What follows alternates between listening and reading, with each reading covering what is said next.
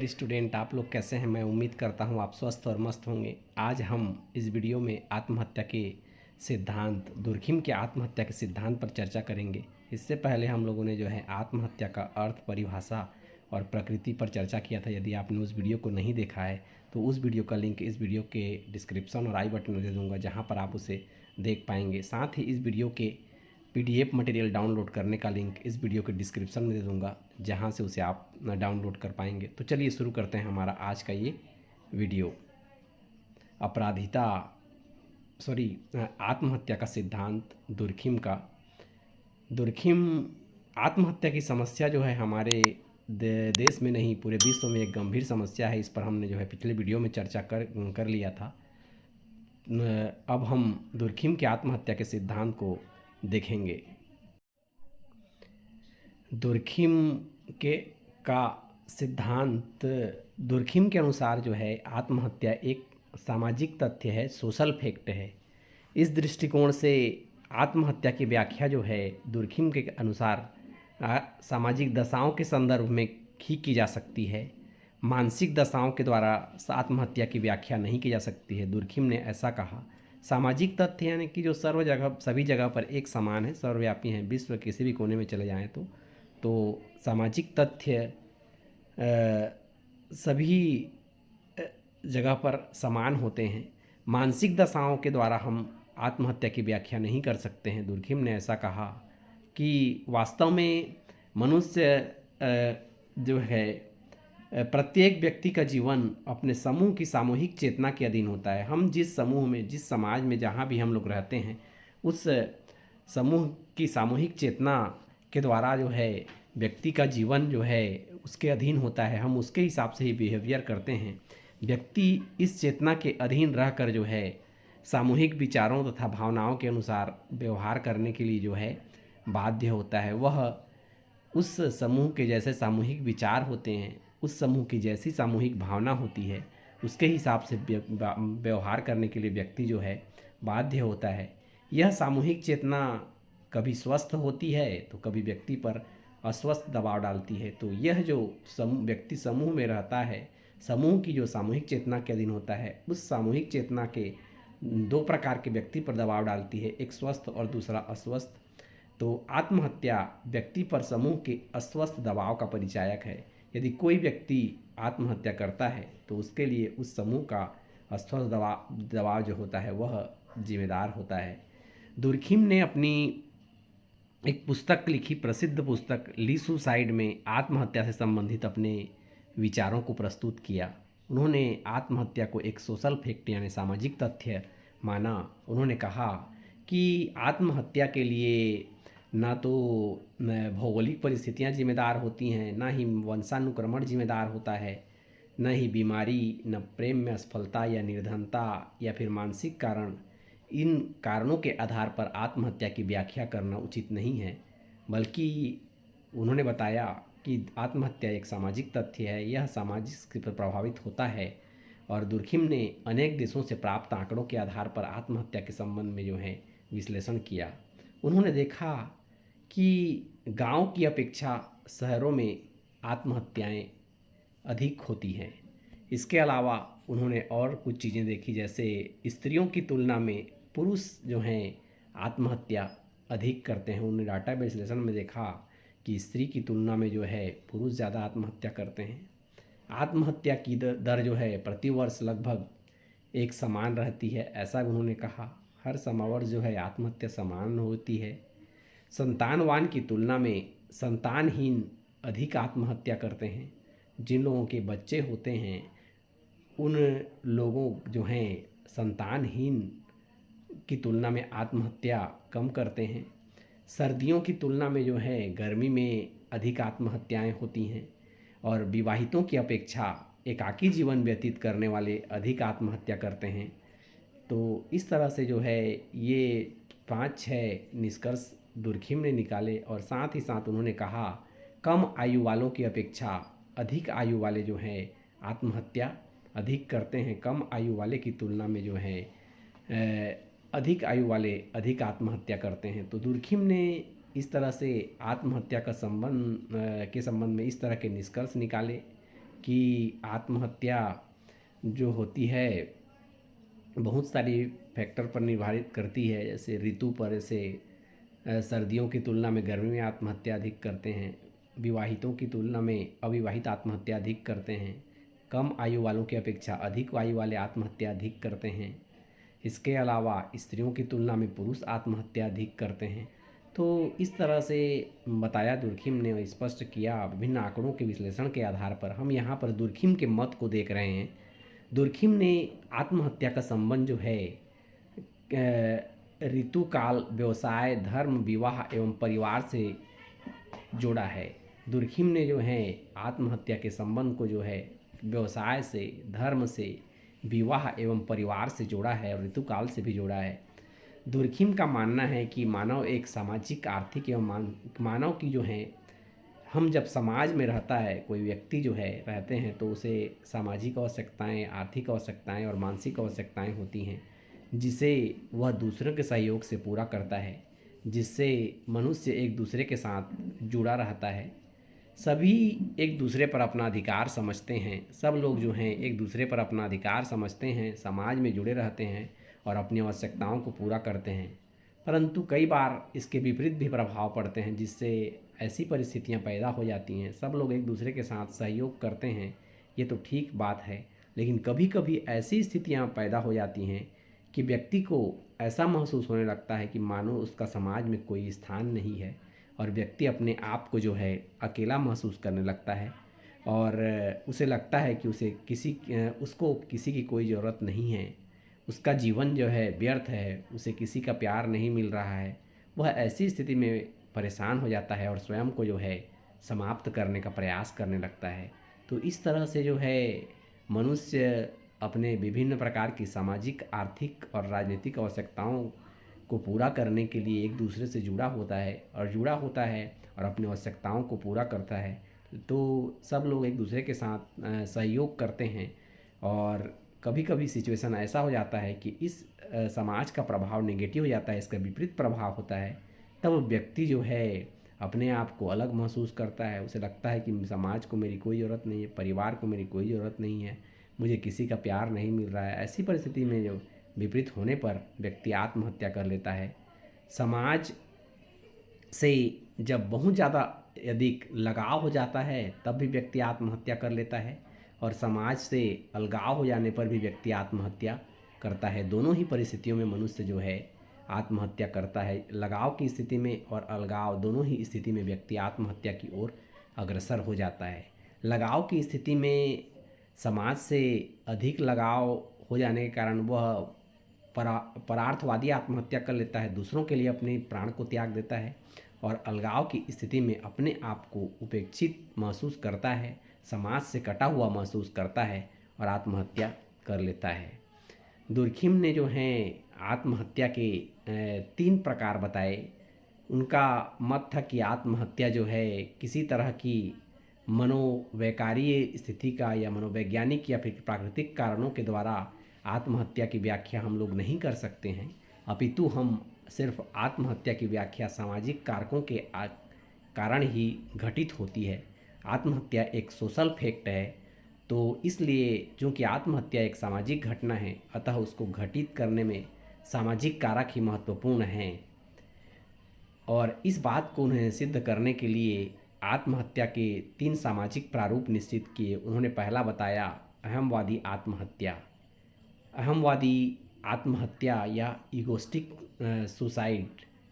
Egoistic suicide में जो है व्यक्ति किस तरह से बिहेवियर करता है, दुर्खिम के अनुसार इस प्रकार की आत्महत्या जो ईगोस्टिक सुसाइड है उस समय घटित होता है जब कि व्यक्ति यह महसूस करने लगता है कि वह जिस समूह का, जिस समाज का सदस्य है वह उसका तिरस्कार, बहिष्कार या फिर अवहेलना कर रहा है।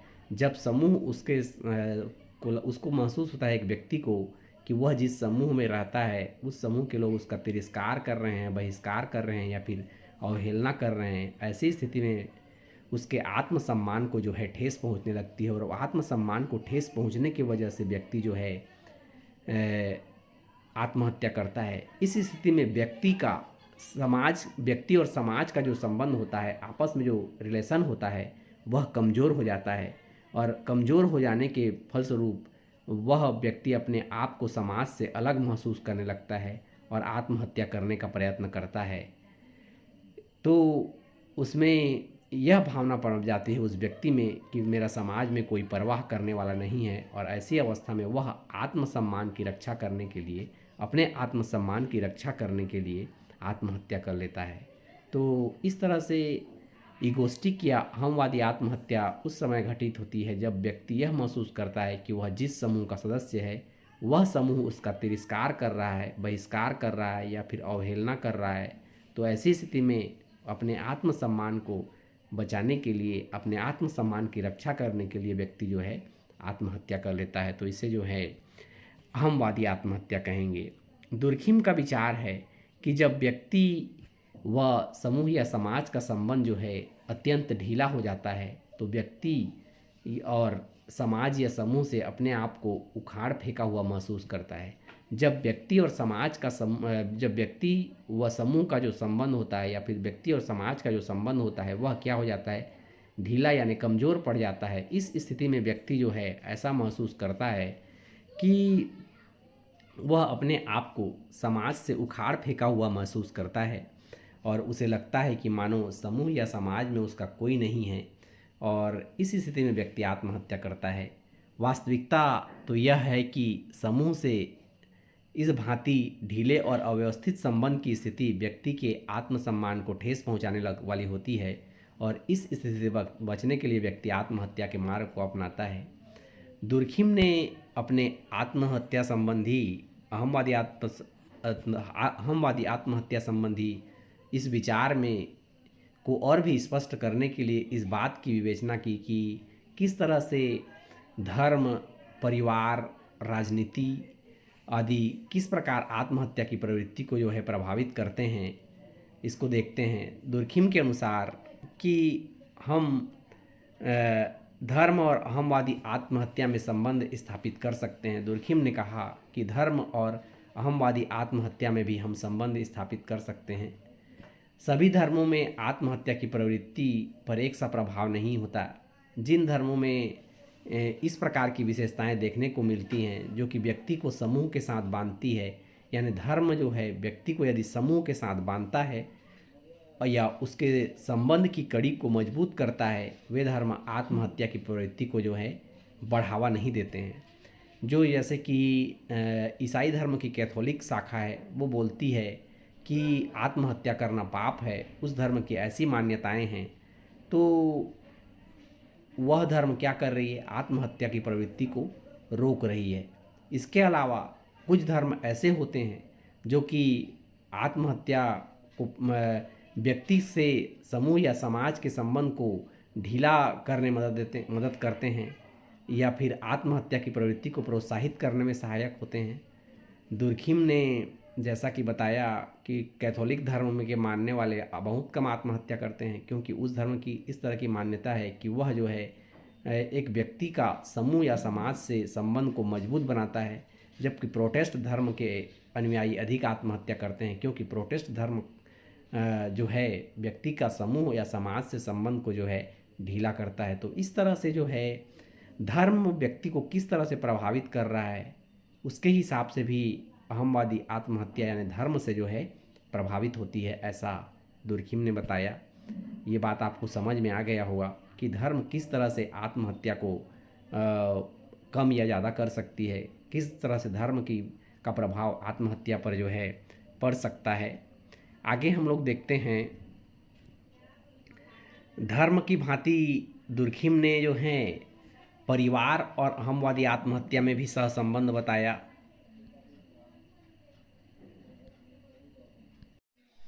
धर्म की भांति दुर्खिम ने जो है परिवार और अहमवादी आत्महत्या में भी सहसंबंध स्थापित करने का प्रयत्न किया कि आपने बताया कि परिवार को जो है उन्होंने जो है गृहस्थ समाज की संज्ञा दी, और उन्होंने बताया कि किस तरह से जो है व्यक्ति पर इस समाज का स्वस्थ और अस्वस्थ दोनों ही प्रकार का प्रभाव पड़ सकता है।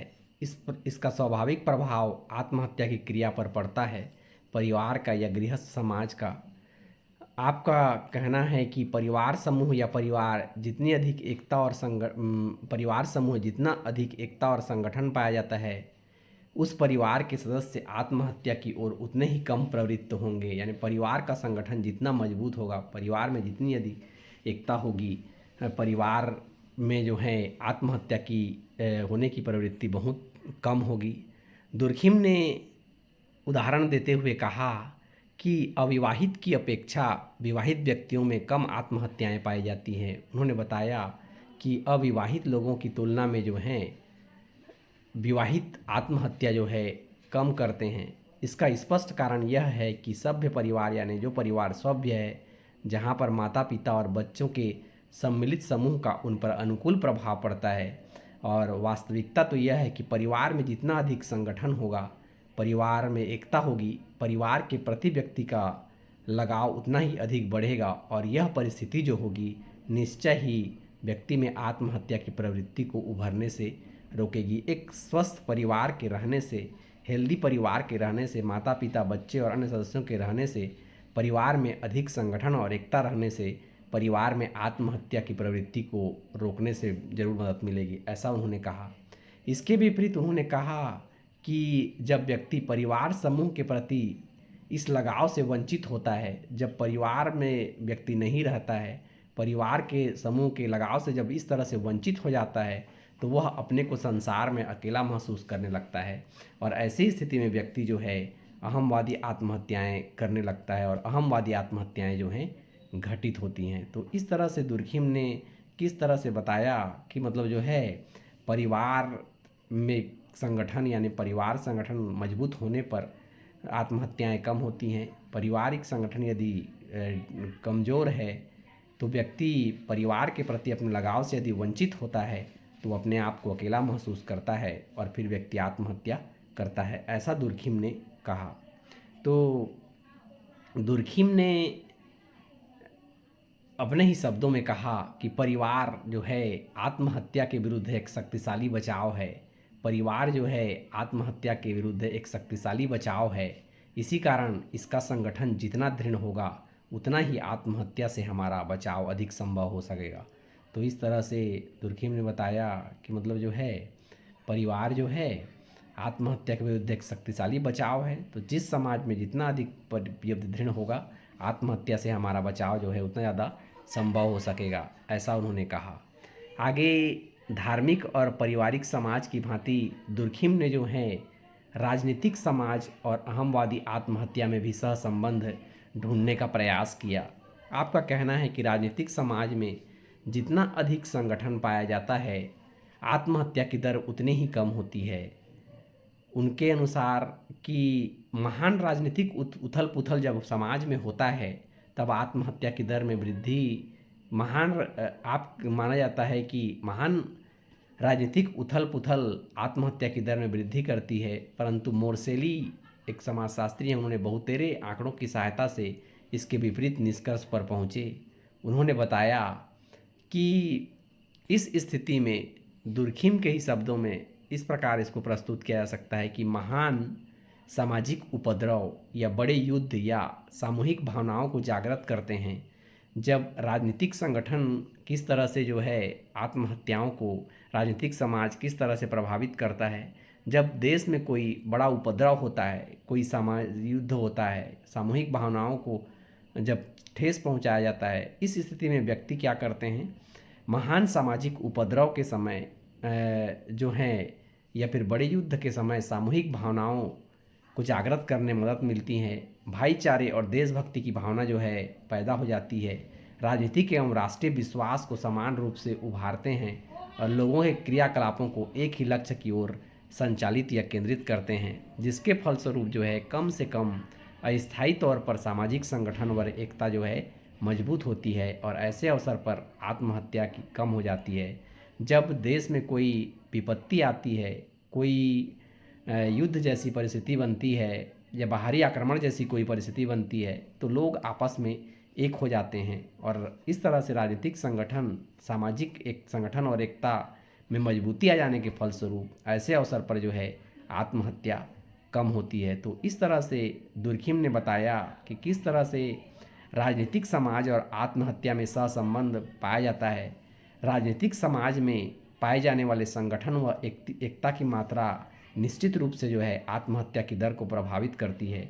जब राजनीतिक संगठन मजबूत होता है और एकता होती है तब आत्महत्या की दर जो है कम होती है। तो इस तरह से दुर्खिम ने राजनीतिक समाज और अहमवादी आत्महत्या में सहसंबंध ढूंढने का प्रयास किया।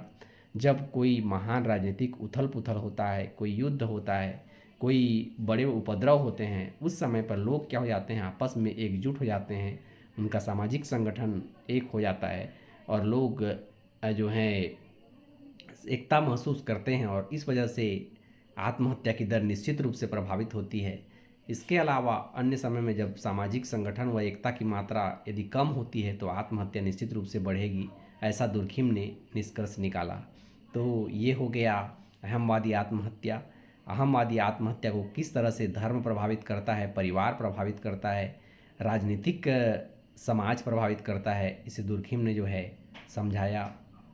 यदि मुख्य रूप से देखें तो व्यक्ति अहमवादी आत्महत्या उन परिस्थितियों में करता है जब व्यक्ति समाज से अपने आप को अलग महसूस करता है। समाज से अलग महसूस करने की वजह से व्यक्ति जो है अपने आप को अलग महसूस करने की वजह से वह जो है जब समाज की सामूहिक चेतना व्यक्ति पर अस्वस्थ दबाव डालती है तो व्यक्ति अपने आप को अकेला और उपेक्षित महसूस करता है और अकेला और उपेक्षित महसूस करने की वजह से अपने आत्मसम्मान को बचाने के लिए व्यक्ति जो है आत्महत्या करता है।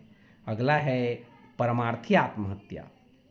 दूसरी प्रकार की आत्महत्या दुर्खिम ने बताई परमार्थी आत्महत्या। परमार्थी आत्महत्या या अल्टुरिस्टिक सुसाइड, हम ये जानते हैं कि आत्महत्या अहमवादी आत्महत्या में व्यक्ति अपने अहम या फिर आत्मसम्मान को बचाने के लिए आत्महत्या करता है, जबकि परमार्थी आत्महत्या जो है इस अहमवादी आत्महत्या का बिल्कुल उल्टा है, यह इसके जस्ट अपोजिट है। यहाँ पर व्यक्ति समाज से इतना अधिक जुड़ जाता है कि वह समाज के लिए से इतना ज़्यादा उसका लगाव हो जाता है कि वह समाज के लिए यानी परमार्थ के लिए आत्महत्या करने के लिए तैयार हो जाता है, अपनी बलि देने के लिए तैयार हो जाता है। ऐसी स्थिति को ही परमार्थी आत्महत्या कहा जाता है। परमार्थी आत्महत्या अपने लिए नहीं होती है वरन दूसरों के लिए परमार्थ के लिए की गई आत्महत्या है। दुर्खिम के अनुसार जब व्यक्ति का समाज या समूह के साथ जो संबंध हो जाता है बहुत ज़्यादा घनिष्ठ हो जाता है, वह व्यक्ति जो है समाज से बहुत ज़्यादा जुड़ जाता है, उस स्थिति में व्यक्ति का व्यक्तित्व समाज या समूह में मिल जाता है और ऐसी स्थिति में व्यक्ति अपने समूह या समाज के लिए आत्मबलि भी दे सकता है, अपना बलिदान कर सकता है। यही मोटे तौर पर जो है परमार्थी आत्महत्या की स्थिति है। परमार्थी आत्महत्या के अर्थ को स्पष्ट करते हुए दुर्खिम ने कहा कि परमार्थी आत्महत्या जो है तब घटित होती है, ऐसे सिचुएशन में घटित होती है जब समाज में अत्यधिक एकता और संगठन पाया जाता है। समाज जब एकदम एक हो जाता है, संगठित हो जाता है, तभी परमार्थी आत्महत्या देखने को मिलता है। ऐसी स्थिति में समाज या समूह में आत्महत्या को एक कर्तव्य के रूप में स्वीकार किया जाता है। कोई भी सिचुएशन आ जाए, व्यक्ति आत्महत्या को अपने एक कर्तव्य के रूप में स्वीकार करता है। इसका परमार्थी आत्महत्या का एक उदाहरण देखते हैं, जैसे 2-3 उदाहरण यहाँ पर हैं। जैसे उदाहरण के लिए डेनमार्क के जो वीर सिपाही हैं वो रोगशैया पर पड़े रहने की अपेक्षा आत्महत्या करना अधिक अच्छा समझते हैं, क्योंकि बीमारी की अवस्था में पड़े रहने से जो है अच्छा है कि वो अपने प्राण त्याग दें समाज के हित के लिए, अपने समूह के हित के लिए वो ज़्यादा अच्छा महसूस करते हैं इस चीज़ को। ये हो गया परमार्थी आत्महत्या, समाज के लिए अपनी जान को त्याग देना। दूसरा उसी प्रकार जैसे भारत की यदि राजपूत रमणियों की बात करें, मध्यकालीन भारत में जो है जो जौहर प्रथा प्रचलन था, राजपूत राजाओं के द्वारा विभिन्न आक्रमणकारियों के द्वारा आक्रमण किए जाने पर राजपूत रमणियाँ यानी रानियाँ थीं, वो जो है अपने आत्मगौरव को यानी समाज के गौरव को बनाए रखने के लिए उन लोगों के मतलब जो है चंगुल में फंसना या उन लोगों के साथ जाना या फिर पसंद नहीं करती थी, उन लोगों से विवाह करना पसंद नहीं करती थी, बल्कि वो अपने समाज के गौरव को बचाने के लिए आग में कूदकर सामूहिक रूप से आत्महत्या कर देती थी। तो ये जौहर प्रथा जो था वो भी समाज के लिए ही आत्महत्या थी, समाज के गौरव को बचाए रखने के लिए आत्महत्या थी। इसे भी परामर्थी आत्महत्या कहेंगे। दुर्खिम के शब्दों में घोर परामार्थ के कारण घटित आत्महत्या को ही हम क्या कहते हैं? परमार्थी आत्महत्या कहते हैं। दुर्खिम ने कहा कि घोर परमार्थ के कारण घटित आत्महत्या को ही हम परमार्थी आत्महत्या कहते हैं। परामर्थी आत्महत्या की प्रकृति को और अधिक स्पष्ट करने के लिए दुर्खिम ने जो हैं इसके 3 प्रकारों का उल्लेख किया है, जिसे हम डीपली देखेंगे। इस वीडियो को देखने के बाद आपको और कोई अन्य वीडियो देखने की ज़रूरत नहीं होगी। परमार्थी आत्महत्या या अनिवार्य परमार्थी आत्महत्या, इस तरह से उन्होंने जो है आत्महत्या के 3 प्रमुख प्रकारों का उल्लेख किया। पहला, अनिवार्य परमार्थी आत्महत्या। दूसरा उन्होंने बताया ऐच्छिक परमार्थी आत्महत्या। और तीसरा बताया उन्होंने जो है उग्र परमार्थी आत्महत्या। तो इस तरह से दुर्खिम ने आत्महत्या के 3 प्रकार बताए, अनिवार्य परमार्थी आत्महत्या, परमार्थी आत्महत्या के, ऐच्छिक परामर्थी आत्महत्या और उग्र परामर्थी आत्महत्या। तो इसको एक एक करके देखते हैं। दुर्खिम ने अनिवार्य परामर्थी आत्महत्या यानी कि ऑब्लिगेटरी अल्ट्रुइस्टिक सुसाइड के बारे में उन्होंने बताया कि दुर्खिम के अनुसार जब व्यक्ति जो है सामाजिक या धार्मिक कर्तव्य के रूप में आत्महत्या करता है या जब उसे ऐसा करना जरूरी हो जाता है, तो इस प्रकार की आत्महत्या को जो है अनिवार्य परामर्थी आत्महत्या कहा जाता है। एक व्यक्ति जो है आत्महत्या करता है तो उसे व्यक्ति जब अपना सामाजिक या धार्मिक कर्तव्य के रूप में स्वीकार कर लेता है और आत्महत्या करता है, तब धार्मिक या सामाजिक कर्तव्य के रूप में व्यक्ति इस प्रकार से आत्महत्या को स्वीकार कर लेता है और आत्महत्या करता है, तो इसे कहेंगे अनिवार्य परमार्थी आत्महत्या कहा जाता है। एक समाज में जब व्यक्ति सामाजिक या धार्मिक कर्तव्य के रूप में मानता है आत्महत्या को और ऐसा करना उसे ज़रूरी हो जाता है, तो इस प्रकार की आत्महत्या को जो है अनिवार्य परमार्थी आत्महत्या कहा जाता है। इसको उदाहरण के द्वारा समझेंगे। वास्तव में इस प्रकार की आत्महत्या जो है तब घटित होता है जब व्यक्ति और समाज का जो संबंध होता है इतना घनिष्ठ हो जाता है कि व्यक्ति का व्यक्तित्व जो है समाज या समूह में जो है विलीन हो जाता है। व्यक्ति अपने आप को समाज से अलग महसूस नहीं करता है। व्यक्ति अपने आप को समाज से अपने व्यक्तित्व को समाज के व्यक्तित्व में विलीन कर लेता है और तभी जो है इस प्रकार की आत्महत्या हमको देखने को मिलती है। यहाँ पर व्यक्ति सामाजिक या धार्मिक कर्तव्य के रूप में आत्महत्या करता है। यहाँ पर व्यक्ति का व्यक्तित्व समूह या समाज में विलीन हो जाता है और उसका व्यक्ति यानी कि व्यक्ति का कोई अलग से पृथक अस्तित्व नहीं रह जाता है। इस स्थिति में व्यक्ति की अपनी इच्छा का कोई महत्व नहीं रह जाता है और उसे समाज या समूह के इच्छानुसार ही कार्य करना पड़ता है। ऐसे सिचुएशन में व्यक्ति के अपने खुद की कोई पृथक व्यक्तित्व न रह जाने की वजह से व्यक्ति को जो है अपने समूह या समाज की इच्छा के अनुसार ही कार्य करना पड़ता है। समाज या समूह उसे आत्महत्या करने को भी कह सकता है, जो कि उसे अनिवार्य रूप से करनी पड़ती है। तो इस तरह से जो है दुर्खिम के मत में इस प्रकार की आत्महत्याएं विशेषकर जो है अत्यधिक संगठित समाजों में होती है। जो समाज अत्यधिक संगठित होते हैं वहाँ पर व्यक्ति और समाज का संबंध जो होता है वो बहुत ज़्यादा घनिष्ठ होता है और यहाँ पर व्यक्ति ऐसे सिचुएशन में जो है अनिवार्य परमार्थी आत्महत्या करता है। व्यक्ति यहाँ पर आत्महत्या को करने को अपना सामाजिक और धार्मिक कर्तव्य मानता है। व्यक्ति का व्यक्तित्व समाज के व्यक्तित्व में विलीन हो जाता है। व्यक्ति का अपना कोई अलग व्यक्तित्व नहीं होता है और वह हमेशा समाज या समूह की इच्छा के अनुसार कार्य करता है। और समाज या समूह उसे आत्महत्या करने के लिए भी कह सकता है, और जो कि उसे अनिवार्य रूप से करनी पड़ती है। इसके उदाहरण को हम लोग देखते हैं, जैसे अनिवार्य परमार्थी आत्महत्या का उदाहरण है आदिम या जनजाति समाज के पुरुषों के द्वारा वृद्धावस्था या रोगावस्था में की गई आत्महत्या। जनजाति समाजों में के पुरुषों के द्वारा वृद्धावस्था या फिर रोग अवस्था में पहुंच जाने पर की गई आत्महत्या जो है अनिवार्य परमार्थी आत्महत्या का उदाहरण है, क्योंकि ऐसा प्रचलन उस समाजों में की सामाजिक और धार्मिक मान्यताएं थी। जिस धार्मिक और सामाजिक मान्यताओं की वजह से, क्योंकि समाज बहुत संगठित था, व्यक्ति का व्यक्तित्व समाज के व्यक्तित्व से, समाज या समूह के व्यक्तित्व से एकदम मिला हुआ था, संगठित समाज था, इसलिए व्यक्ति को समूह की इच्छा के अनुसार ही कार्य करना पड़ता था। अपने सामाजिक और धार्मिक कर्तव्य के रूप में रोगावस्था में या वृद्धावस्था में पहुंच जाने पर अपनी आत्म प्राणों को उत्सर्ग करना पड़ता था।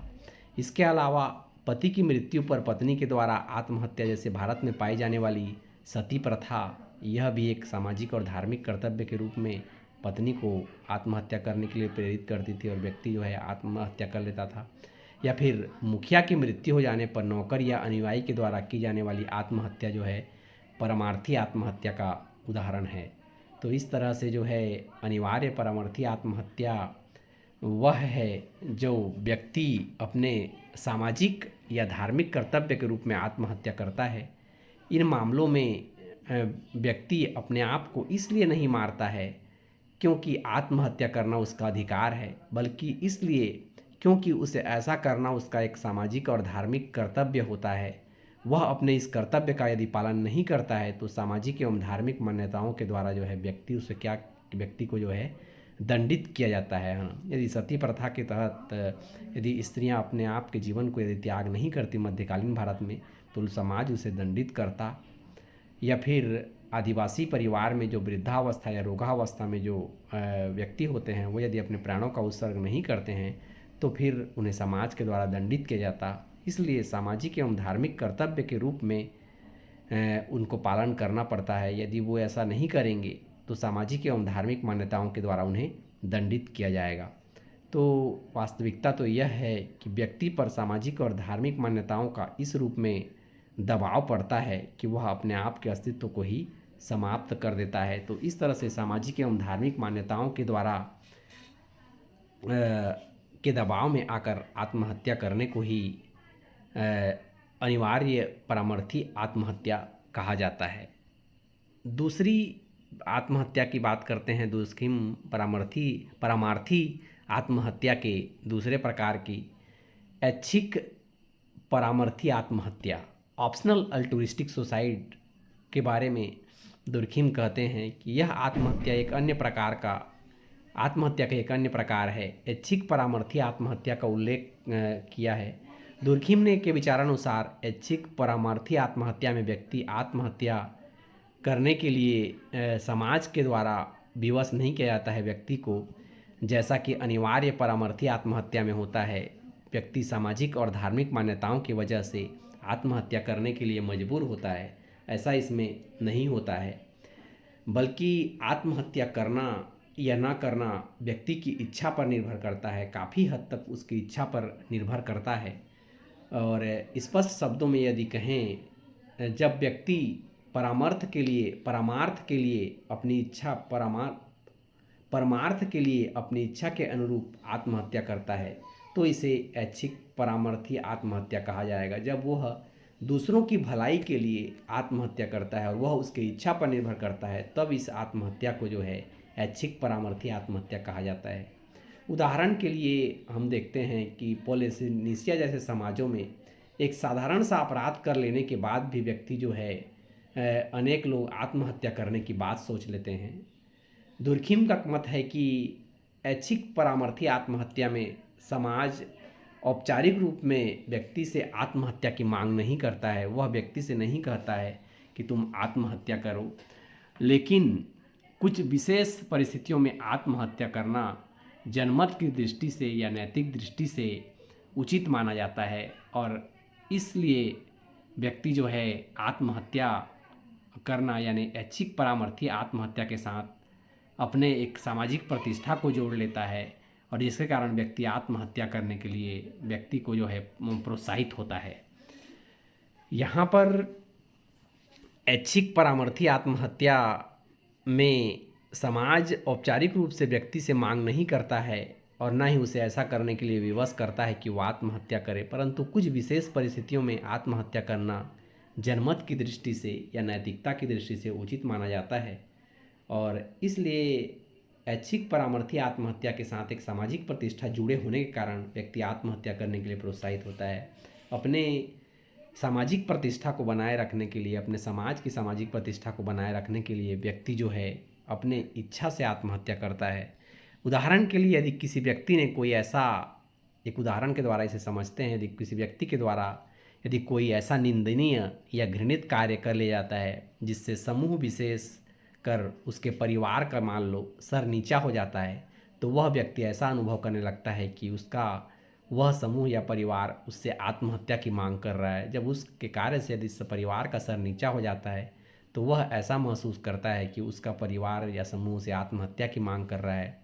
ऐसी अवस्था में जो है व्यक्ति यह सोचकर आत्महत्या की ओर प्रवृत्त हो जाता है कि आत्महत्या यदि मैं कर लूँगा तो आत्महत्या कर लेने से उसके परिवार को उसके द्वारा किए गए कार्य से जो खोई हुई सामाजिक प्रतिष्ठा है वह पुनः प्राप्त हो जाएगी। और इसलिए यदि समाज उससे आत्महत्या की मांग नहीं कर रही है तो भी व्यक्ति जो है ऐच्छिक रूप से आत्महत्या करना चाहता है। तो इस तरह से ऐच्छिक परामर्थी आत्महत्या में व्यक्ति आत्महत्या करने के लिए समाज के द्वारा विवश नहीं किया जाता है, बल्कि व्यक्ति अपने उसे नैतिक कर्तव्य के रूप में आत्महत्या करता है। तो दुर्खिम ने जो है आत्महत्या, अनिवार्य आत्महत्या एवं ऐच्छिक परामर्थी आत्महत्या जो है एक दूसरे से इतनी ज़्यादा मिली हुई है, कहा कि वो दोनों एक दूसरे से इतनी ज़्यादा मिलती जुलती हैं कि इन दोनों को एक दूसरे से अलग करना बहुत ही कठिन काम है। अलग करना जो है बहुत असंभव है। कहाँ पर एक शुरू होती है और कहाँ दूसरी समाप्त होती है, ये कहना बहुत कठिन काम है, ऐसा उन्होंने कहा अनिवार्य और ऐच्छिक परामर्थी आत्महत्या के बारे में। तो इस तरह से जो है व्यक्ति आत्महत्या के लिए विवश नहीं किया जाता है। अपने नैतिक कर्तव्य के रूप में मानकर व्यक्ति यदि आत्महत्या करता है तो इसे जो है ऐच्छिक परामर्थी आत्महत्या कहा जाता है।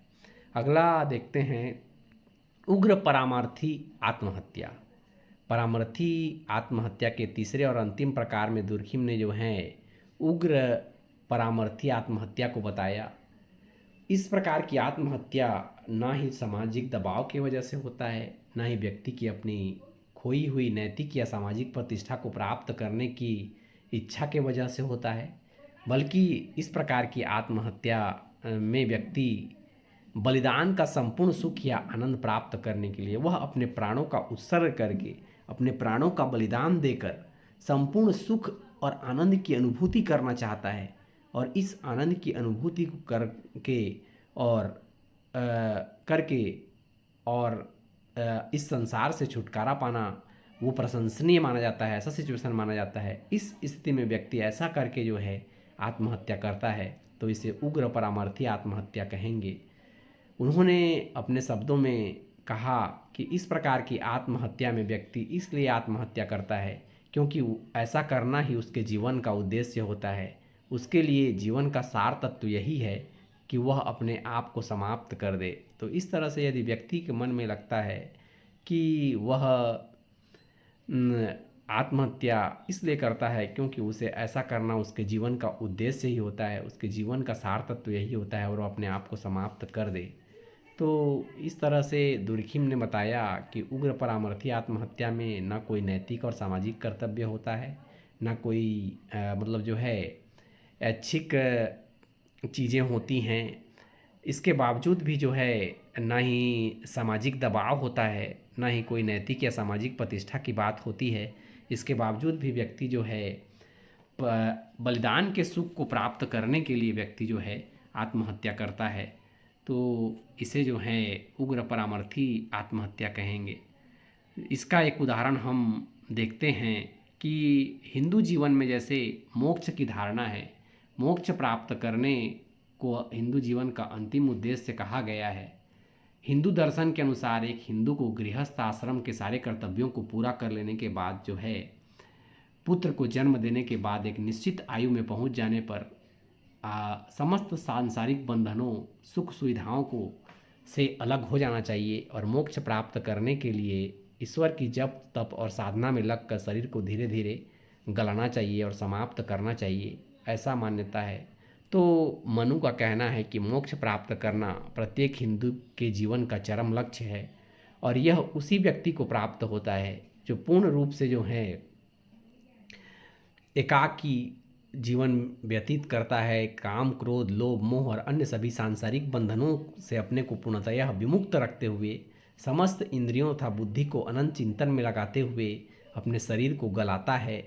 तो दुर्खिम का कहना है कि इस रूप में हिंदू जो है स्वेच्छा से अपने शरीर को समाप्त कर देते थे, इसलिए इसे उग्र परामार्थी आत्महत्या कहा जाना चाहिए। यहाँ पर ना कोई सामाजिक दबाव होता है, ना किसी प्रकार का सामाजिक और नैतिक कर्तव्य होता है, ना कोई इच्छा होती है, लेकिन व्यक्ति जो है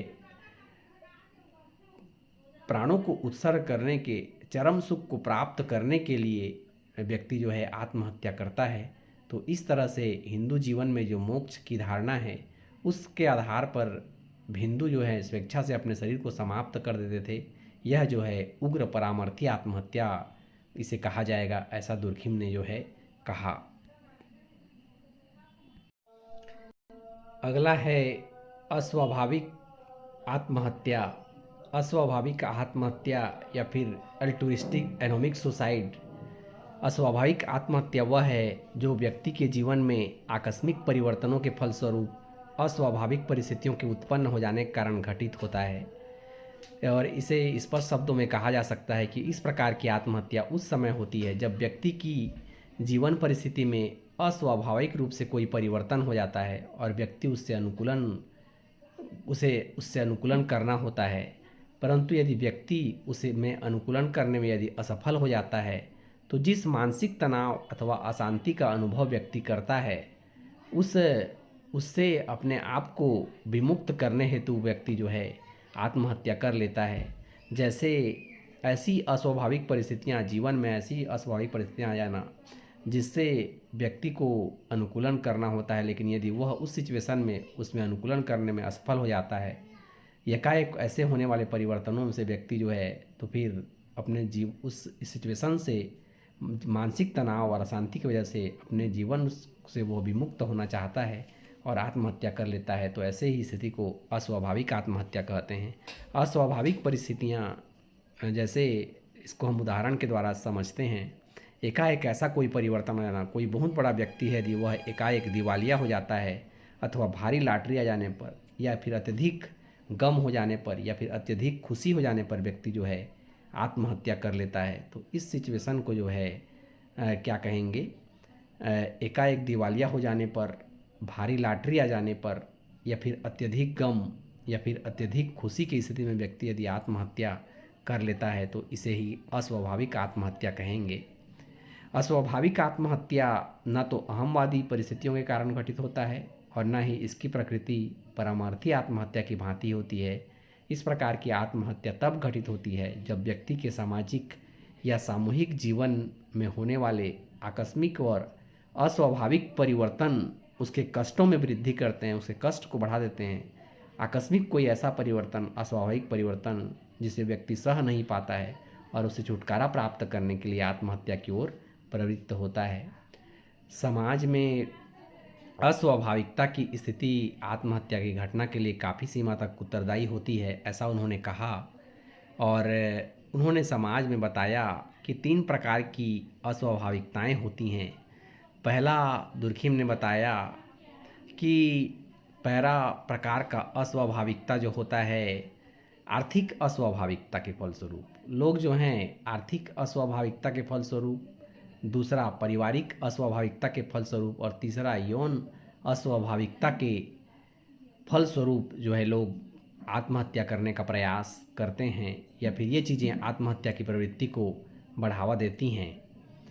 दुर्खिम ने अस्वाभाविक आत्महत्या की व्याख्या के दौरान यह स्पष्ट करने का प्रयास किया कि आर्थिक अस्वाभाविकता की परिस्थिति भी आत्महत्या की दर को बढ़ाने में सहायक सिद्ध होती है। उन्होंने विभिन्न आंकड़ों की सहायता से यह दर्शाया कि अधिक अस्वाभाविकता एवं अधिक आत्महत्याओं में निश्चित रूप से सहसंबंध पाया जाता है। दुर्खिम का कहना है कि लोग ये मानते हैं कि केवल दुर्भाग्यपूर्ण आर्थिक संकट ही, जिसमें कि निर्धनता प्रमुख है, आत्महत्या की घटना को बढ़ाते हैं, परंतु वास्तविकता इसके विपरीत है। दुर्खिम ने ऐसे बहुत सारे प्रमाण दिए और इसके आधार पर यह सिद्ध करने का प्रयास किया कि निर्धनता की स्थिति जो है आत्महत्या को रोकने में भी सहायक होती है। तो केवल दुर्भाग्यपूर्ण या फिर सौभाग्यपूर्ण आर्थिक संकट या अस्वाभाविकता ही आत्महत्या के लिए जवाबदार नहीं होता है। दोनों ही प्रकार की सिचुएशन, यानी सौभाग्यपूर्ण आर्थिक अस्वाभाविकता और दुर्भाग्यपूर्ण आर्थिक अस्वाभाविकता, दोनों ही जो हैं आत्महत्या की दर को बढ़ाते हैं, ऐसा दुर्खिम ने कहा। दुर्खिम ने के अनुसार दुर्भाग्यपूर्ण आर्थिक संकट या आर्थिक विपदा की स्थिति लोगों को एकाएक अपनी पुरानी आर्थिक स्थिति की तुलना में बहुत नीचे लाकर खड़ा कर देती है। यदि कोई बड़ा व्यक्ति है अचानक दिवालिया हो गया, तो ऐसा हो जाने की वजह से वह अपनी पुरानी आर्थिक स्थिति की तुलना में बहुत नीचे पहुंच जाएगा और ऐसी स्थिति में उसकी इच्छा आवश्यकता जो होती हैं उनको एकाएक उसको कम करना होता है और संयम करना आवश्यक हो जाता है, परंतु व्यक्ति ऐसा नहीं कर पाता है, गरीबी की स्थिति में पहुंच जाता है, धनी से निधन हो जाता है और अनुकूलन नहीं कर पाता है, तो ऐसी स्थिति में व्यक्ति जो है आत्महत्या कर लेता है। तो इस तरह से दुर्भाग्यपूर्ण आर्थिक संकट की वजह से भी व्यक्ति आत्महत्या करते हैं। दूसरा उन्होंने बताया कि सौभाग्यपूर्ण आर्थिक स्थिति भी संकट विशेषकर आर्थिक समृद्धि के समय पैदा होते हैं। एकाएक आर्थिक समृद्धि आ जाने पर भी व्यक्ति के सम्मुख नई परिस्थितियां पैदा हो जाती हैं, जिससे कि उसे अनुकूलन करना आवश्यक हो जाता है। परंतु आर्थिक समृद्धि की नई परिस्थिति में व्यक्ति की आवश्यकता, इच्छा और आवेगों को में भी जो है एकाएक वृद्धि हो जाती है और एकाएक वृद्धि हो जाने के कारण व्यक्ति जो है जीवन में असंतुलन की स्थिति पैदा हो जाता है और ऐसी स्थिति में व्यक्ति जो है आत्महत्या कर लेता है। तो इस तरह से दुर्खिम ने बताया कि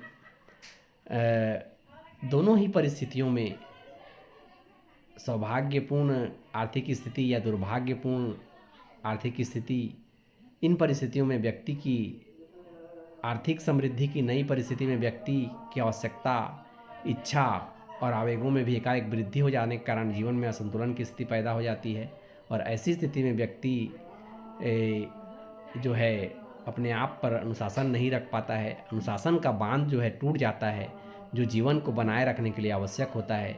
अतः स्पष्ट है कि आर्थिक अस्वाभाविकता की स्थिति, चाहे वह सौभाग्यपूर्ण संकटों के रूप में हो या दुर्भाग्यपूर्ण संकटों के रूप में हो, आत्महत्या की घटना को जो है बढ़ाने में सहायक होती है।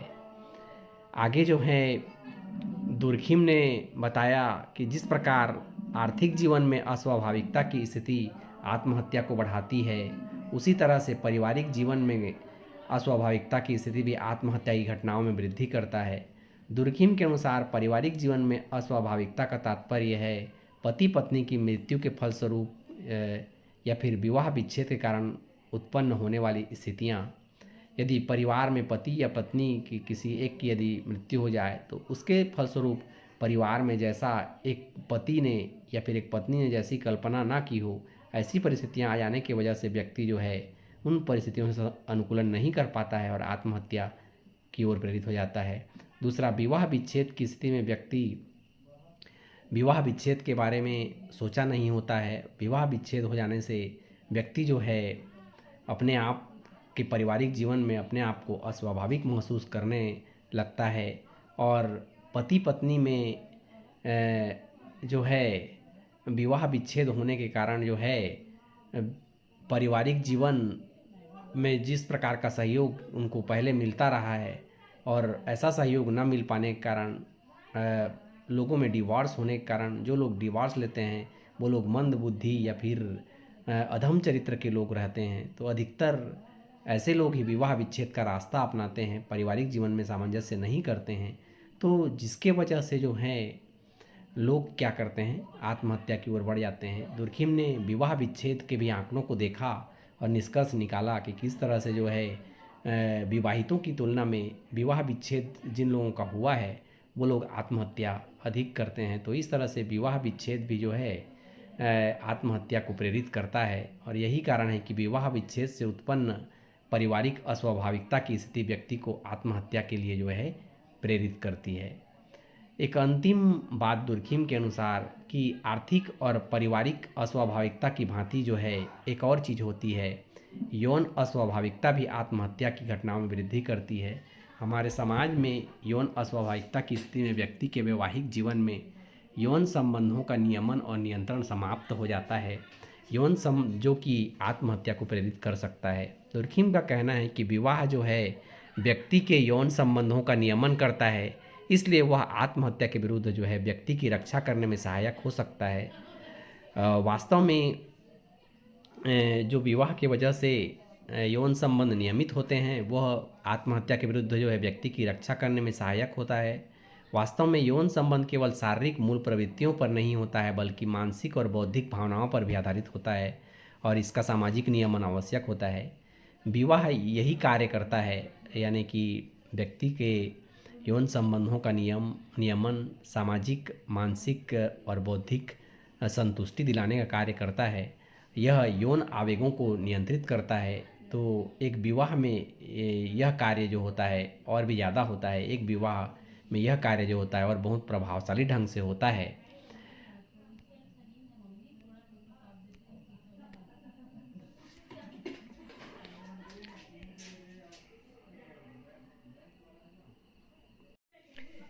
एक विवाह में यह कार्य और भी प्रभावशाली ढंग से होता है। इसमें पुरुष केवल एक ही स्त्री से यौन संबंध रखता है, उसका यौन जीवन जो है नियंत्रित रहता है और इसलिए उसे मानसिक संतुष्टि भी रहती है।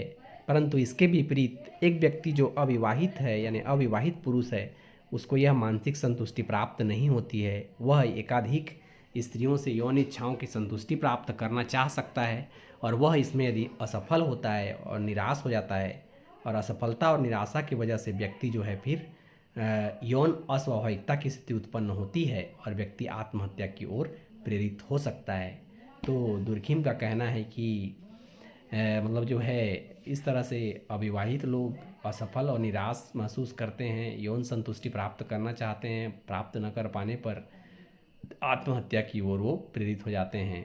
तो दुर्खिम का कहना है कि विवाह विच्छेद करने वाले व्यक्ति के जीवन में भी बहुत कुछ ऐसी स्थितियां उत्पन्न हो जाती हैं जिसे हम एक यौन अस्वाभाविकता के रूप में देख सकते हैं। स्पष्ट है कि यौन अस्वाभाविकता भी जो है आत्महत्या की घटनाओं को बढ़ाने में प्रमुख भूमिका निभाती है। यदि विवाह कर लेता है व्यक्ति तो यौन संबंधों का नियमन होता है, यौन स्वाभाविकता बनी होती है और यौन अस्वाभाविकता की स्थिति उत्पन्न नहीं होती है और व्यक्ति जो है अच्छे तरीके से जीवन व्यतीत करते रहता है और उसका जीवन बौद्धिक मानसिक संतुलन जो है बना होता है और व्यक्ति आत्महत्या की ओर प्रेरित नहीं होता है। मैं उम्मीद करता हूँ कि आप लोगों को जो है आत्महत्या की अवधारणा समझ में आ गई होगी, दुर्खिम का आत्महत्या का सिद्धांत समझ में आ गया होगा। वीडियो पसंद आया होगा तो इसे लाइक कीजिए, अपने दोस्तों तक शेयर कीजिए। यदि आपको इस मेरी जानकारी से कुछ वैल्यू ऐड हुई हो तो चैनल को सब्सक्राइब कीजिए और अपने दोस्तों तक शेयर कीजिए ताकि जो है ये वैल्यूबल जानकारी दूसरों तक पहुंच सके। आप स्वस्थ रहें, मस्त रहें, आगे बढ़ते रहें, अपने लक्ष्य के प्रति निरंतर जुनूनी बने रहें। ऐसी उम्मीद के साथ फिर मिलेंगे अगले वीडियो में। तब तक के लिए बाय बाय। जय हिंद, जय भारत।